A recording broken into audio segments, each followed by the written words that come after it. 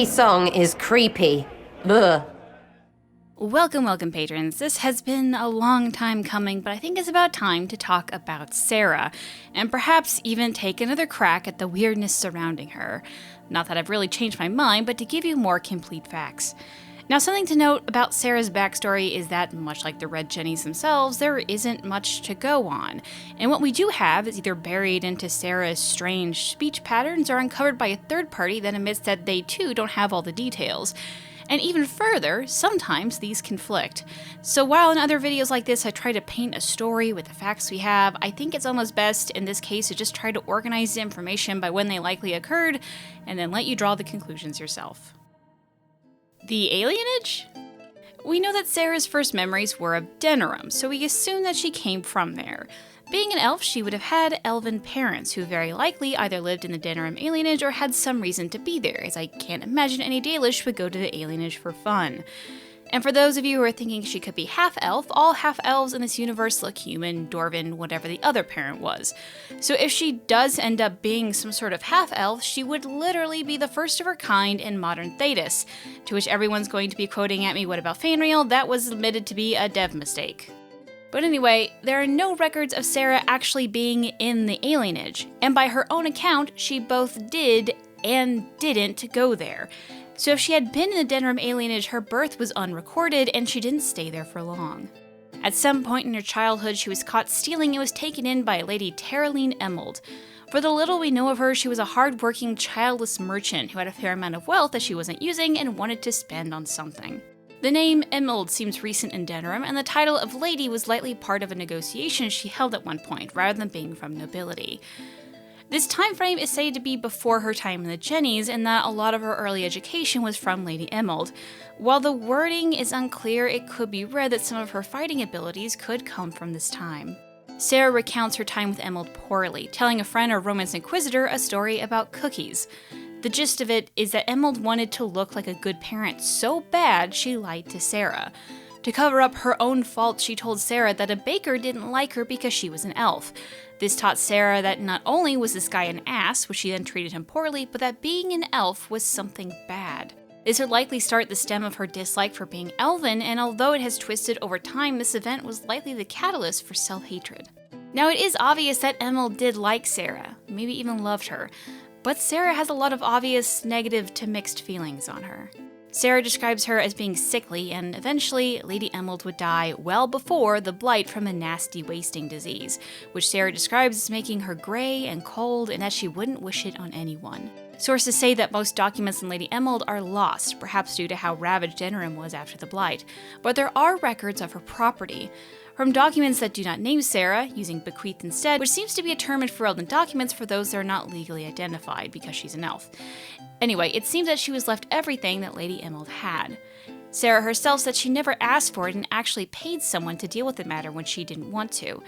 This seems to be something that Lady Emmold anticipated and made means for things to be kept and waiting for in this event. Later, some of Emmold's property would be seized by the Ferelden government for the Grey Wardens during the Blight. From what it says, I'm taking this to mean money in the account and not her physical property. I mean, you have to fund a war somehow. We also have little on Sera during the Blight, but we know she has a hatred for Darkspawn, saying they don't look right, not living. As this is after Lady Emmold had passed, she was probably in the Jennies at this time. Sera would also go on to say that she doesn't remember much about the hero Ferelden, but does remember a fear of magic and has a distaste for wardens. How those are connected, I'm not really sure. Later, after the Blight, Sera would come back to her holdings. She would use a lot of the money to repay a few things that she seemed to owe, including tipped outhouses, a tab at the Nod Noble Inn, and a reward for firefighters who saved the estate home when it caught on fire. Another document from after the Blight has Sera selling the estate and trying to give it to orphans or some excrement. From here, I'm not sure what happened to the estate, as the document describes them trying to give it to the Chantry, but they were overwhelmed with something going on at Kinloch Hold. This meant that it could be seized again by Ferelden, but I think that Sera prevented it from happening with the money left over and took out the remaining 30 silvers for herself, and I assume the land was kept by the Chantry as intended, but this is like a weird fake legalese that I just can't comprehend, so just here's the screenshot, have fun with it. It's also noted that during her time at the Nod Noble, there was a common leaflet saying that for about 30 silvers there was a caravan to Val Rayo, which is most likely how she came to the area. The Red Jennies. We don't know much about when she joined the Red Jennies or why, but she has called them more of a family than Lady Emmold. In her own words, Anything more to say about where you came from? Aside from hating cookies there. Denerim, mostly. Before running into another Jenny. He was fun. Had weird friends, though. I think some of them were a lot more serious about being serious. Got some of them killed. I suppose they were like family. Better than Lady Emmold ever was. You know why? They didn't give two squirts about who or what you were. It was all what you did. So where are the rest of them? All over. Or they stopped to let new people go all over. Some get rich and stop playing so they can do good things with it. One or two don't. Eventually, someone asks for a favor against them. So don't get like that, you hear? she mentions playing with painted boxes in Denerim, which seems to be a reference in Dragon Age Origins, where after finding a painted box and handing it to a shadowy figure in Denerim, you can hear the laughter of a little girl. People have assumed that this laugh is Sera. It's also possible that Sera was trained by the Jennies, although when asked, she only says that she was given a chance. After the Blight, Sera would make her way to Orlais to escape it. It's there she would fall into the role we meet her in Dragon Age Inquisition, as the leader of the Val Rayo Jennies. Now, this might have actually happened after Trespasser, because it's not really dated, but at her time in the Jennies, it seemed she would recommend others into the Order, as seen in World of Thetis. Although who this mysterious new Jenny is unknown. Either way, Sera loves her work and loves to make a difference to the little people. If anything, she seems to be the embodiment of what the modern friends of Red Jenny are. A bit strange, doesn't make a ton of sense, but all in all is somehow effective. The Inquisition. Sera hears of the budding Inquisition and wants to join in. Later, she would admit that she wanted to know if all of this Andraste stuff was really real, although she isn't sure she really wants to know. Sending a series of clues to the Inquisitor, she arranges both a meeting and a bust of a random noble who is conspiring against the Herald. She explains a bit about the Jennies, which if you want to know more, you can see the video I made on it. For the moment, I just want to stick with Sera.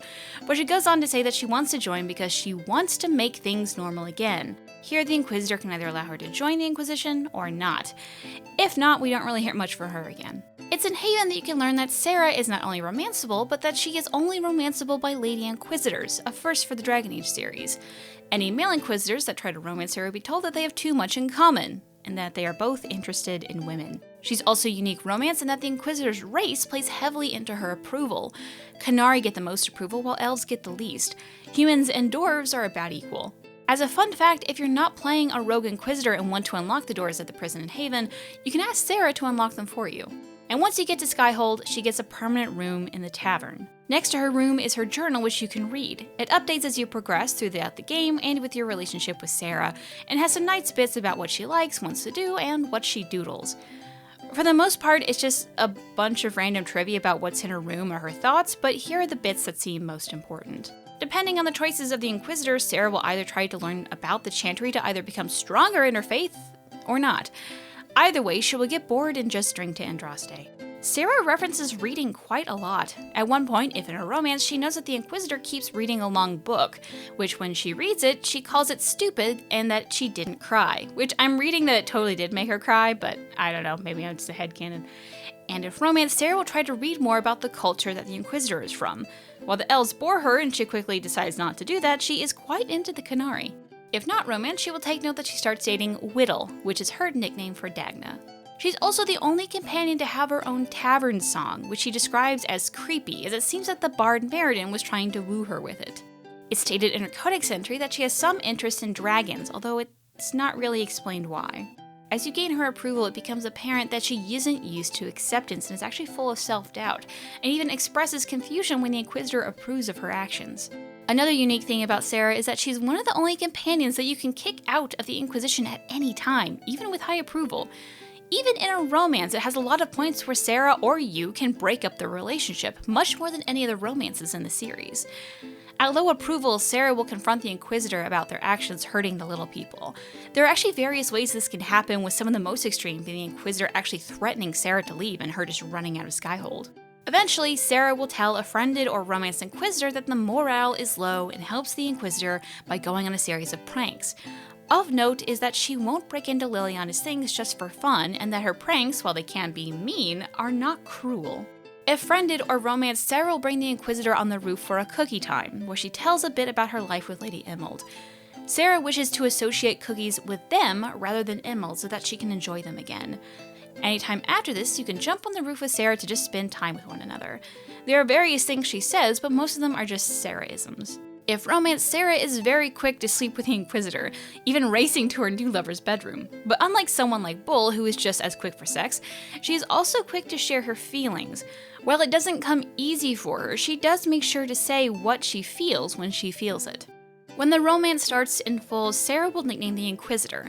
The exact nickname is given randomly and seems meaningless, but in party banter with Cole, it can give a little more explanation on why she has given her new lover that name.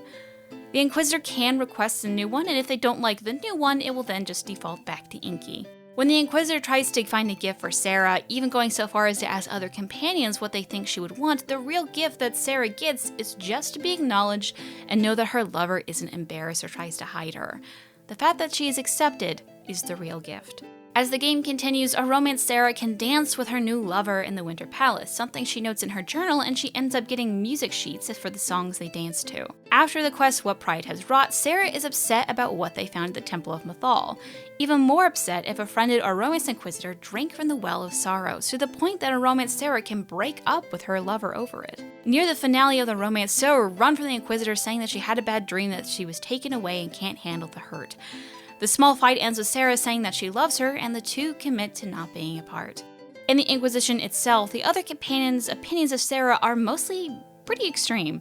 Vivian, Solas, and Cassandra seem to have a low opinion of her and her work, while Blackwall, Ironbolt, and Varric seem to be friends with her, with Blackwall even being the closest. Cole also doesn't seem to mind her, sensing her good intentions, but Sera is frankly creeped out by him. Solas too has an interesting relationship with her, as they seem to have a minor prank war, with Sera placing lizards in his bedroll, and he subtly hints that she could be doing something with magic, which scares her. In Trespasser, Sera is again in the tavern. If friended or romance, she will take the Inquisitor to throw pies on nobles, smash Meriden Salute for singing that creepy song, and finally ask them an important question. If friended, she will ask them to join the Red Jennies, and if romance, she will also ask her to marry her. If an enemy, nothing really happens. Sera also has another journal in Trespasser, noting that she has lost her first one. Some interesting bits from that. She's been traveling all over Orlais in the time in between the main game and Trespasser. She has seemed to gain a bit of weight after the game ends, and notes that others have as well. The Inquisitor's hand has started to look very bad, and she doesn't want to say anything about it. She was nervous about asking a romance Inquisitor to marry her, and wants to take her last name. The Elven servants begin to act off. If the Inquisitor is Elven, she worries about how they react to what they found out about their gods. She will also worry about the feelings of a Qunari having to kill other Qunari, and how a dwarf will react to the Elven ruins in the Deep Roads. She felt that things feel samey thing again, but not where we were. Weird. She writes that again and scratches it out after the Shattered Library. If the Inquisitor is friends with Sera near the end, she'll be very upset that they are dying, that she will put arrows everywhere so that everyone will know that the Inquisitor has friends. If romance, Sera will be dismayed, not knowing what to even write about it, and finally just saying that she will make her happy, so that she can remember her that way. And all the way in the back of her journal, there will either be a very nice drawing of Dagna or the Inquisitor. If romance, Sera will end up cutting out the drawing of the Inquisitor, writing that she's keeping it with her. And finally, after the game ends, her fate depends on your relationship with her. If low approval, nothing much happens and she continues on in her ways. If high approval and the Inquisitor does not become a Jenny, it's noted that her methods of being a Jenny change. She becomes more focused, tactical, and effective, and still helped out the Inquisitor. If high approval and the Inquisitor becomes a Jenny, it's said that both retired from doing anything and led boring lives. To the public, that is. In reality, both of them kept doing Jenny work helping the helpless. If not romance, is added that all of that happens along with Dagna joining in. And if romance, it's noted that both Sera and the Inquisitor travel the world together, always next to each other when they needed it. And finally, if Cassandra or Liliana are divine, Sera tells them that if someone tries to hurt them, call on Red Jenny to give them 2 fingers. What weirdness with who? So I made a video about this an eon ago that ended up being one of my most popular videos to date, which I am still a little bit upset about because it wasn't that great. Anyway, the gist is that there's a theory that Sera is more than she seems, with the answer to that question varying wildly. I'm still of the opinion that Sera is Sera. What oddities there are there to make her more confusing and give you the impression that you and her are and always will be confusing to one another, but that you don't need to completely understand to love and accept someone. But that aside, what I think I lacked in the last video was the option to choose what you believe. So with that in mind, begrudgingly, without much commentary, here is just a listing of odd facts about Sera. Sera uses a human body model and is actually taller than the other female elves. This also means that she cannot even use elven armors, but can use human ones. In-game, this is explained that she was trained by humans and is just tall for an elf. During roof time, Sera quotes a poem. When waked, we walked where willows wail, whose withered windings woke the sail. It's poetry because of W's and shit. Now this doesn't seem like much, but in the world of Thedas we learn that this is a lullaby that is local to Denerim and small villages to the south, and really only gained traction in the past 2 decades, although other records may have been lost to the Blight. There is another connection to an Alamari war poems too. But recently, after the Temple of Mythal, there seems to have been an elven connection and a connection to the Dread Wolf. On screen are the elven and common translations of the poem. When in the Fade, the Nightmare Demon made her see nothing, like literally nothing. I like new, but hate change. But I can't stop it this time. Usually, I hope it doesn't matter, because lots of times I feel I've seen things before. So who cares? It'll all come round again. But every day, I've never felt this with her. And if it's always only once, then I can't, There are just a collection of strange banters involving her and the other party members. She knows the smell of seaweed without actually having smelled it before. When Iron Bull asks how she was able to get a beehive into a training dummy, she says that she doesn't remember, because thinking too much will make things go sideways. When Bull questions if it was magic, she denies it, saying that Bull ruined the moment. Solus tries to speak Elven to her, unlike any other El he has met. To expand on that, he tells her this. Adathanas Elgara Masula Eva Vanan. Geek Remits in their video on the subject matter, which I do recommend you watch, has this for a translation. But from my best guess, this is what I have put together. And then dearth often used for knowledge, learning, and secrets. The ending '-as is unknown, but it is used in the Mir Dalin Samanar poem, although from that I can't really gather its meaning. I am sun, although it is possible that it means spirit, which is just 1 letter off. I would also like to present that fade could be a possible meaning, but that is completely a theory and not actually based on anything. Ma is technically unknown, but seems to imply my or you. Sula is used in words for sing and joy. The E' is unknown, but the var is R, and heart. So all of that together in a sentence that could make sense. I know I am the sun / maybe spirit. You sing our heart. If the Inquisitor is in a romance with Solus, Sera will say something sort of rude to them, to which Solus will tell the Inquisitor to ignore her, because she is apart from herself. Cole mentions that it would be very bad if she painted for some reason. He also says that her ears often point to the Fade and asks if she does it on purpose. What color is the sky, Sera? hang on. It is an earnest question. What color is the sky when you look at it? You know, blue mostly. Except for the breachy bits. And when you looked past the breach? As perhaps you were drawn to do. Greenish? And clear a long ways and kind of felt like falling. Ugh, makes my head hurt. You make my head hurt. We are not so far apart, you and I. Weird. Sera, what are you feeling? Ugh, here we go. It's nothing. It just feels like I've seen this. Exactly this. It happens. Not to everyone. It's not an elf thing. Inquisitor's not shaking. I suppose now you'll switch to how I'm the same but different. You are different. You are the furthest from what you were meant to be. Well, I've definitely heard piss like this before. I like how you see where the arrow will land without being there. It's falling and flying, free and flight, all the same, like looking through the Fade. The cookies were good until the hate made them bitter in your mouth. Not there, creepy. Go rooting in that part of me and I'll stripe you up, you hear? Everyone heard.